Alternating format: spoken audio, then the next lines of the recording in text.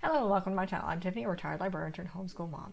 In this video we're going to do something a little fun. So I have a tendency to like to compare films, particularly when you have older ones compared to the newer ones.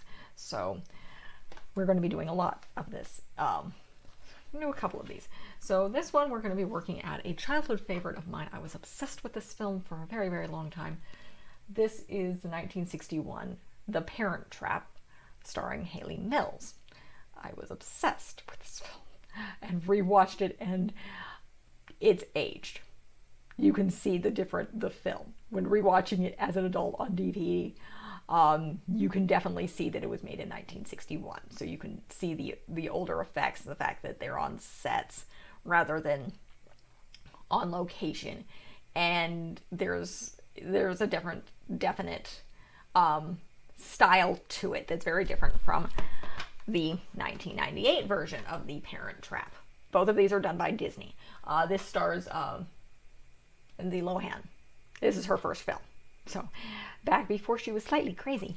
So let's look at the first one first, since this is the one that obviously came first, because this came out in 1961. So this is the very early on when they're able to do this type of filming, where they're able to, with a bit of a help of a body double, able to have the same person play the exact same character, which is how they do it. So in both of these films, but this is the very early on. From the research I've done, originally there was less of the girls together. But once Walt Disney saw how well the effect did, they rewrote the script and had more instances where the girls were going to be on screen with themselves. Yes, they still use the double for various things. At this time, the doubles weren't recognized at all. So the girl who did it, who I cannot remember, wasn't able to basically be recognized in the credits at all. She did kind of get Hayley Mills back a little bit just by the luck of the draw. Hayley Mills, of course, it's the 60s. She had a big crush on Elvis. Well, her stunt double actually got to act in a film with him. And apparently Hayley Mills had wrote him a fan letter, and he pretty much ignored her. Hayley Mills is British, so will play into the other film, which is just kind of funny. And again, this was in 61. The other two, the parents, were the main characters on this. I'm gonna go back to the original here. Let's go back. Here we are. So the parents were played by Brian Keith, who was a well-known actor, and then Maureen O'Hara, who was in, I've actually seen her in a couple of things. She plays opposite John Candy in a movie called Only the Lonely. I think I've seen her in something else. But she's Irish, so the accent is real with her. But it's an interesting, she is a natural redhead. So, and O'Hara is not her real last name, because again, they changed it because of Hollywood at the time. So the basis of this story, and both the stories are pretty identical. Apparently they're based off a German film. But basic story is you have two parents, they get together, they get married, they have these twin girls, they divorce when they're babies. Mother takes one child, in this case Sharon, and the father, in this film the daughters are Susan and Sharon. So father takes Susan, mother takes Sharon. Father goes to California. In this story, mother goes to Boston, Massachusetts. So, and the girls don't know each other exist. The parents never really, they never tell them they're twins. Two, they barely ever talk about their girls, either mother or father. So father has a ranch in California. Mother is a socialite in Boston, with her mother going to various events. So they send the girls to the same camp somewhere. In the other film, it's somewhere like in Maine or in upper New England, because I know Susan has to fly and Sharon drive. She's driven there by a chauffeur. So the girls see each other at the very beginning of camp. They obviously look identical. Sharon has longer hair. Susan has a short bob. which I think was popular at the time. And they see each other at first. And then their next interaction, Sharon and Susan, Sharon and her campmates are sitting on the pier or like the boat dock, and Susan comes up with her campmates in a canoe, and one of the campmates trips the canoe over, and the girls get all wet. So Susan's group gets irritated. They go and trash her friends, the other girls' cabin with string and shaving cream, and just kind of how on earth they put shaving cream on these girls. Why they were asleep without them waking up, I don't know, let alone completely cover the room in absolute utter mess. But they destroy the cabin, and they had to have their cabins clean in order to go to this dance. So it ruins basically Sharon and her cabin mates' chance to go to this dance with boys. Like, they are 14-year-old girls in this film. So yeah, boys are a big deal. So when Susan's at the dance, Sharon and her group mates trying to get back at them. When Susan comes out with a guy, and they're kind of on the balcony like thing outside, though it's ground level, they cut her dress. And the girls get in a fight, and it's basically revealed that they're basically put in an isolation cabin with each other, because it's revealed that they're just kind of attacking each other. Why on earth their campmates don't get punished as well, I don't know. But again, the plot of the film, this is pretty identical to the modern film. So they're sent to the isolation camp, and they kind of ignore each other at first. Then there's a rainstorm, and Sharon helps Susan. Susan's putting a bunch of stuff up on her wall, because it's the very beginning of camp when this happens. It's like the first week or so, and this camp I think is about 8 weeks long. So, and they help each other and kind of start talking. They share fig Newtons, which is brought up, and they start talking about their mutual parents. Find out their parents are divorced, and Sharon gets goosebumps just as the rain stops, and she starts asking, it's like, what is your mother like? She's like, I don't remember. My parents split. And she's like, I saw a picture of, my dad saw me looking at a picture of her once, and he hid the picture. So, but she's like, I still remember, she was beautiful.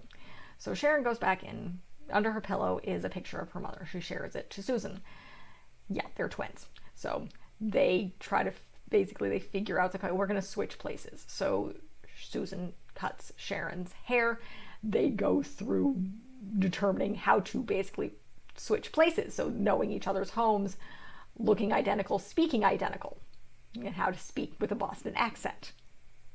And Elaine knows Hayley Mills is British, and she does not have an American accent in this most of the time, because again, she's British. She's about 14. I think she's been in a few things. Her family, Hayley Mills' family, is in the show business. That's just what they do. So they have a long-standing being in show business. So the girls switch places. Susan gets to spend time with her mother.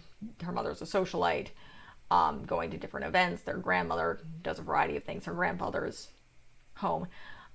Sharon goes home, finds out Dad's, partially through the housekeeper, that Dad's got a young lady who's interested in with her, who Sharon is Susan, considers very, very young. Her name is Vicky, and she's a gold digger. She's considered very much a gold digger. And so Sharon eventually gets a hold of Susan, and warns her, it's like, you need to get Mom here now, because of course the goal is to get their parents back together. Fortunately, this phone call catches the attention of the grandfather. So he gets, because Susan, basically, no, it's a telegram. Telegram is sent because Sharon can't really get Susan to talk to her. And it's like, this is an emergency. So she goes out, and basically, Grandpa finds out. And he's like, okay, you need to tell me what the heck is going on. And then he convinces her to tell their mother. And their mother is happy to an extent. My kids have switched places on me. I haven't seen you since you were 1. Yeah. And she decides, okay, we have to go to California and switch the girls back, like his and hers. I think Susan's like, I feel like a bathroom towel, his and hers. So grandfather convinces mother that she needs a makeover because she looks similar to his wife. It's like, you need to update your look, because I believe at this point he understands the point. Susan has explained their point is to get their parents back together. So they go to New York. Mom gets her hair cut and looks a little bit more modern. They show up again. Sharon hasn't told Dad what's going on, obviously. Mom shows up. Mom eventually finds out. He's entertaining this woman and sees his ex-wife and what he thinks is his daughter. And he comes barreling and he's pissed off and he's yelling at her. It's like, what the heck are you doing here? And stares at all of a sudden both of his children. She's like, yeah, if you would have shut up for a few minutes, I would have told you. It's like they switched places on us. And so the girls then proceed to try to recreate their first date. They sing and dance because this is the 60s and this is what is done. And the mother, Maureen O'Hara, does in fact sing the song that they heard on their first date. So you hear her singing, which again would be pretty normal for actresses doing musicals at this time. That's what most films were, along with Hayley Mills. She can sing and play music. And so that's what the girls do with the help of the ranch hand and her father's ranch hand and their housekeeper. And they try to recreate their date. Parents end up getting a fight. I think her mother hits him with something. So they're going to switch the girls back, but the girls aren't having it. So the father and father and daughter, Susan and her father, Mitch, usually go on a camping trip. So the girls dress identically. Parents can't tell them apart. They can't really say. It's like, oops. So they agree to go on this camping trip, and in the end, the girls will go. Girls will reveal who's who. Mother pulls a fast one on them, sends the soon-to-be stepmother, Vicky, with them. The girls play tricks on her, from putting a lizard on her water bottle to lying her about how to scare away animals. It's very obvious that she does not want to be there. She is a city girl, eating trout up in the mountains is not someplace she wants to be. And then the girls trash her tent, similar to what they did at camp. Susan did to Sharon's tent. She gets pissed off, and you fast forward to it, she's vamoosed. Mom has sent the housekeeper home for the day, and is cooking, and the parents kind of link back up, and the girls imagine them getting remarried. And that's the essential end of the film. There's a lot of singing, a little bit more dancing. You can definitely tell the ranch they're at is a typical ranch, apparently, that where Walt Disney would film. So he was involved. Again, he was still alive at this point. So he was still in charge.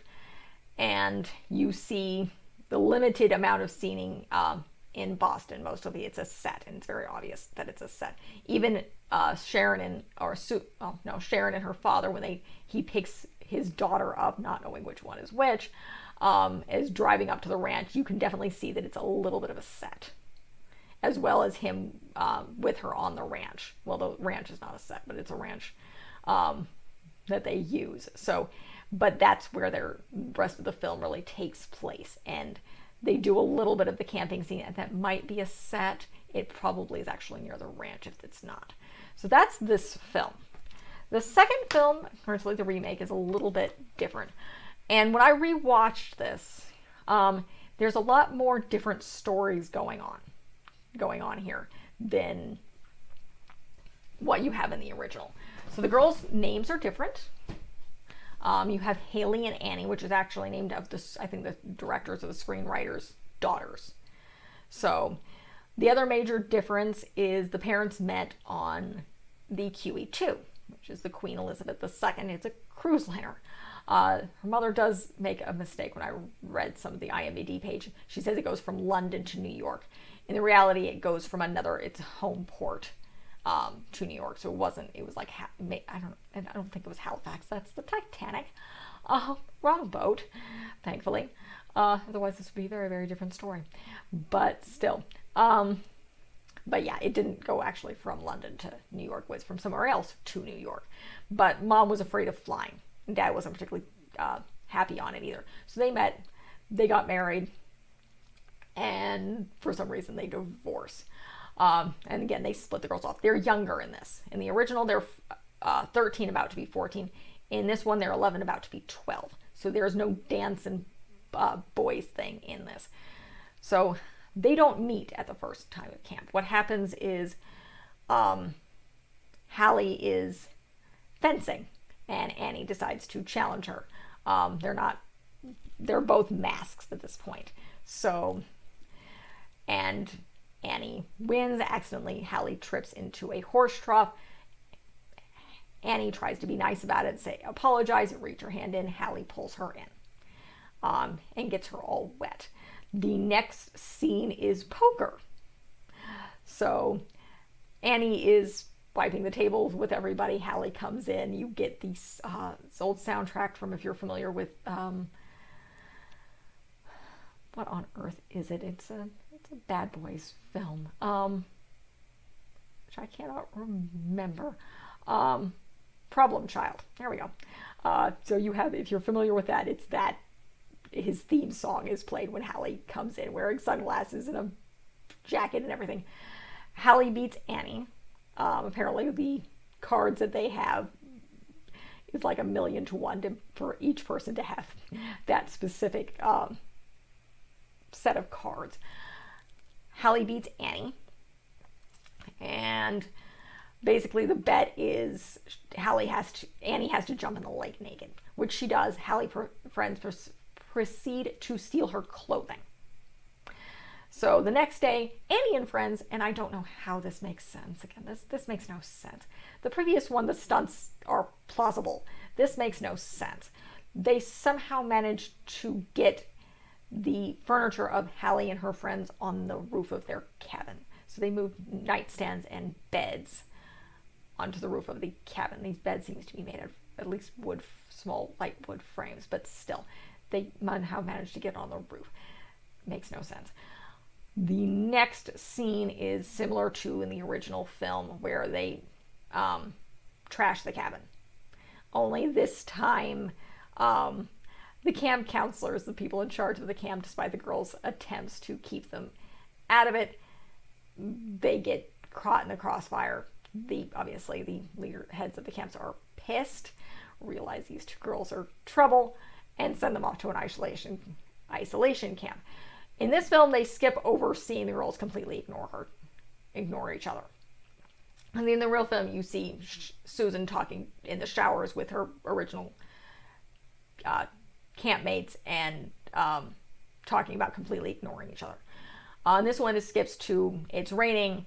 Hallie is putting stuff up on the board again on her wall. Both films, it's movie stars and things. Obviously, it's very different because 61 versus 98.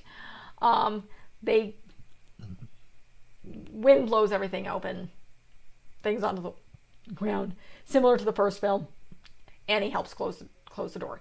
They start talking. This time they share Oreos with peanut butter, which apparently, when I was looking at the IMDb page, Oreos were not really well distributed in London at this time, so technically Annie wouldn't really have access to them.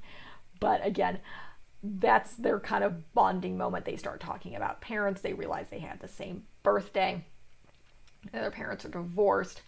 They both, in this case, however, when Hallie talks about her seeing a picture of her mom, her father just gives it to her, and it's a ripped in half photograph, which alerts Hallie. It's like, it's a photograph ripped in half. She's like, that's the only picture similar to what she has of her dad.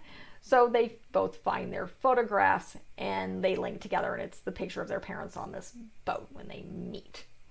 So they realize they're twins. You have the corresponding, similar to the first film, them basically teaching each other, deciding to switch places and figure things out. Major difference besides the hair cutting. Susan's hair in the original film it's bobbed, so it's very, very short, as you can see in the original. So you can see the hair is very, very different here. As opposed to, you can't really see it in here. I think the back shows it. The hair is short on this one, so it's not that short though. But again, that's the big thing. So with this one, they cut the hair. The other thing they do, which is, don't ever do this. Kids, don't ever do this. Hallie has her ears pierced, so they pierce her Annie's ears with a needle. Don't do this. It's probably a bad idea. Even though they sterilize the needle. No, don't do this. It's a bad idea. Very, very bad idea. But they do that.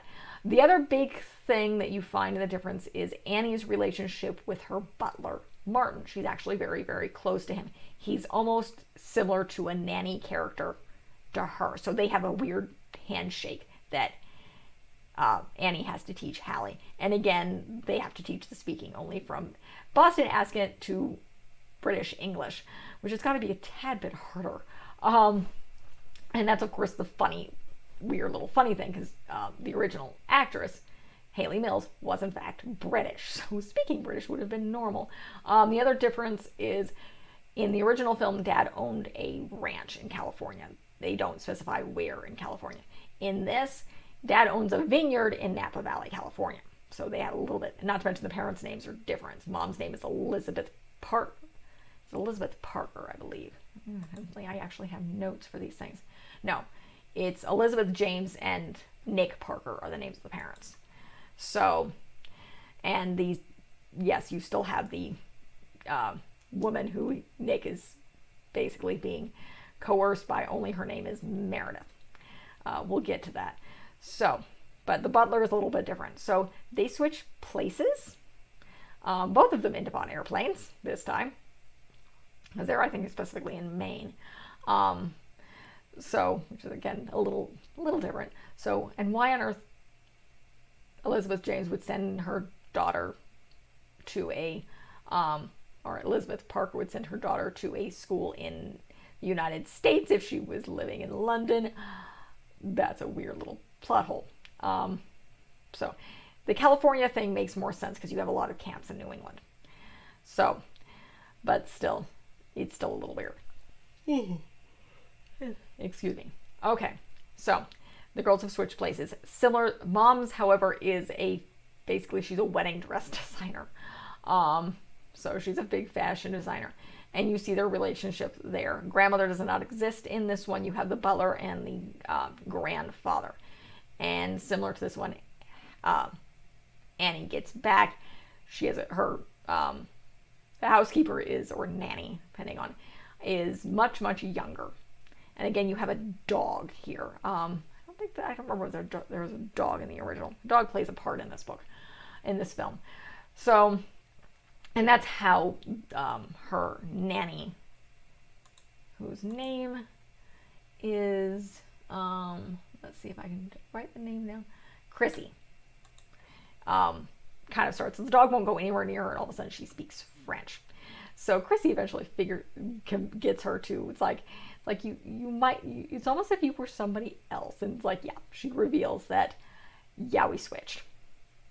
And so then Dad comes in, because she just had a fight with her father and run off, because she realizes Dad's trying to say, I'm going to marry this woman by the name of Meredith.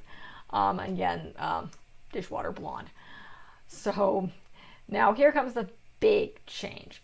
So they go to a hotel rather than staying at the vineyard in this part. So they go to a hotel, and this is where the girls basically help Dad figure out. In the same, similar to the original film, Annie is contacting Hallie. Hallie's basically, I think what she sends some sort of message. I can't remember whether it's a telegram or something. Enough that she has to leave the house and call Annie. Grandpa follows her. Grandpa finds out, and that's how it's revealed. And he again convinces her to tell Mom. And this time, Mom does not get a makeover. Mom, however, does get drunk, because Mom is terrified of flying, which is why she was on a boat in the first place. So they get to the hotel. The dog plays a part in this, because Hallie is there with her mother. The dog sees her and runs to her. Thankfully, Dad's disappeared at this point. And this is where you have an interesting cameo. So the Meredith's mother's name is Vicky, and this is not a coincidence. It's the same actress who played the fiance in the original film. So she makes a cameo. Apparently Hayley Mills was asked, but she had scheduling conflicts. So you have the original. I think Maureen O'Hara was in fact still alive at this time. Sadly, she actually outlives the actress who plays the mother in this film, who accidentally died in like 99 or 2009 or something. But I think she was retired by this point. But yes, you have the cameo kind of by the original gold digger playing the mother of the current gold digger. And it's very much implied that Meredith is in fact a gold digger. So Mom is very, very drunk. They go up to their room. She basically gets something from the bartender to get her undrunk, which doesn't actually work. And Meredith sees her, recognizes her name. It's like, oh, you're designing my wedding dress. I'm like, oh dear. And then she goes up to her room, and while she's in the elevator, her ex-husband sees her and is shocked. She comes back upstairs. She's highly pissed off. It's like, okay, which one of you, who are you, and who didn't tell your father I was coming? Because again, she can't tell her kids apart. One, she's partially drunk, and two, again, they look identical because they're the same person. But yeah, and then of course the butler's with them on not necessarily working, but as moral support. And there's a very interesting scene where he comes out in his Speedo to go down to the pool. And yes, there's a subplot between Chrissy and Martin, and they end up engaged at the end of the film. So, which is completely not in the original at all. Because again, Martin doesn't really exist. I think there's a chauffeur by the name of Martin, but that's about it. So they're at the hotel. They go down to the pool after the interesting look between Chrissy and Martin. They go down to the pool. Nick ends up seeing his ex-wife, falls into the pool. She helps him out. He's hurt himself. They get towels, and then the twins reveal, it's like, yeah, they switched places on us. Like, you've had this kid for all this long. So he's shocked. He's kind of happy to see his kids. Then Meredith shows up and says, like, you've met my wedding designer. It's like, she's my ex-wife, and she's like, did I mention that one of my daughter Hallie was a twin? The Meredith is not pleased. It's like all of a sudden the bratty child is now 2, and the woman designing her wedding dress is her fiance's ex-wife. So yeah. The girls then proceed to, as similar to the first film, recreate, with the help of Martin and Chrissy, their first date. There's no singing and dancing in this case, because this is Lindsay Lohan's first film. She does not know how to sing and dance. It's one of those things where she skipped school to audition. So, which is something that happened in the Harry Potter films. Strangely enough, for actual twins. But moving on. It is similar to the original film. It doesn't go well. After the girls leave, the parents plan to switch them back. The girls again dress identically, and you have the camping trip. So, and that's a cat. In a little bit, Kendra. Cat meowing at the door. Try to ignore the cat. Okay, so now we have the camping trip. Again, similar to the original film, Mom does a switcheroo with the girls and forces Meredith this time to go up camping. And though there's no, in the original film, you have the ranch hand who's with them. In this film, it's just the girls and Dad. Girls, again, do tormenting, using, this case, putting rocks in the backpack, lizard on the water bottle, similar to the first film. Let's see. In the first film, originally, what the girls do to get Vicky wet is one stands on top of each other, the other one's under water, and convinces her that the water is shallow and gets her all wet. That's one of the other things they do. In this film, they do not do this. They get her all wet a different way. She again complains about eating nothing but trout, similar to the first film. What the girls do, rather than trashing her tent, they drag her air mattress out and push it on the lake, and she wakes up in false skin and gets pissed off. Dries off. Pretty much says you have a big scene with her and the father, and it's like, me or them. And he takes them. And again, you fast forward to it. She's shocked. It's like, them. Yeah, I'm picking my kids over you. You fast forward to the girls are back at the house. It's like, yeah, they played some harmless tracks. She's like, what? Father's like, yeah, go up to your room. And then he basically asks, like, where's Chrissy? She's like, heard Martin went out for a picnic yesterday. We haven't seen them since. And then similar to the first film, they kind of seem to kind of hit it off a little bit. But this is where things deviate. There's another scene. The girls, Annie and her mother, actually go home. And it's obviously raining and very sad, but they go home. They get home. And this is another use of the Concorde. Now, I do a review of the films Sabrina, and in the modern film, they use this as well. Convenient. Can't use that as a convenient plot point. They don't use the Concorde anymore. But Annie and Elizabeth get home. They go looking for the grandfather. They go into the office, see somebody with newspaper. Mother obviously thinks it's her father. It turns out to be Hallie. Annie comes in and is like, what are you doing here? She's like, no, the Concorde gets us here faster, about a half an hour faster. And she's like, and she's like, it took us about 30 seconds after you guys left to realize we don't want to lose you again. So, and Mom's like, it's like, yeah, he's basically, you have Nick, he's like, I didn't made the mistake of not chasing after you the first time, not gonna make it again. They kiss, and then you have the montage of them getting married, and then the butler and the nanny get engaged. So that's it. That's the end of this film. So you had that little difference. I actually like the little difference. I can't say which one I like better when it comes to these films, because the original is very, very nostalgic. I will say this, there's like 3 or 4. This DVD has Parent Trap 2 on it.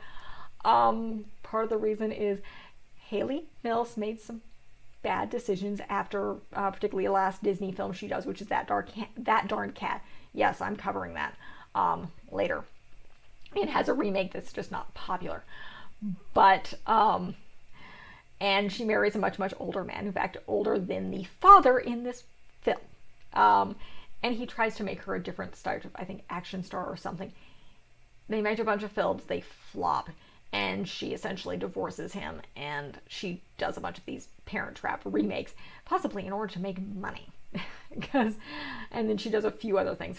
I think the last thing she was majorly in, particularly nostalgia for people in my generation, they tried to do a TV show called Good Morning Miss Bliss, until they realized after maybe like 15 or so episodes that the teenagers were more interesting to audiences, and you have Saved by the Bell. So that's what that morphed into, because she was originally the star of that.